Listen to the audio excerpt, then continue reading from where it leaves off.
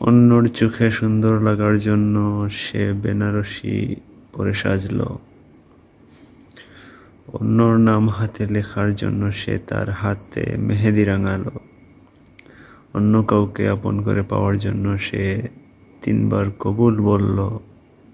কিন্তু আমাকে এসে বুঝালো পরিবার নাকি তাকে জোর করে বিয়ে দিল।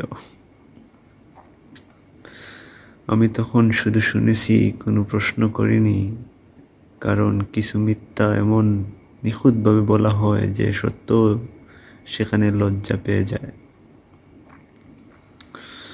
জোর করে বিয়ে দিলে মানুষ এত যত্ন করে নিজেকে সাজায় না। জোর করে বিয়ে দিলে মেহেদির রং হাতে এত গভীর হয় না।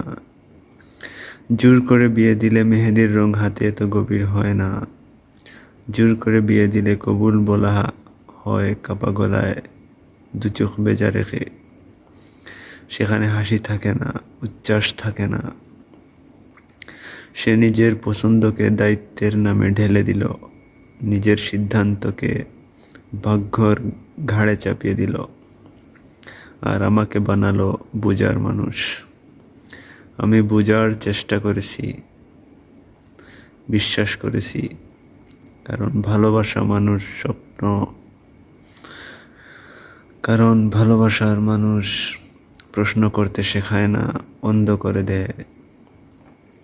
শেষে সে খুব সহজেই চলে গেল, রেখে গেল কিছু সাজানো মিথ্যা আর ভাঙা বিশ্বাস।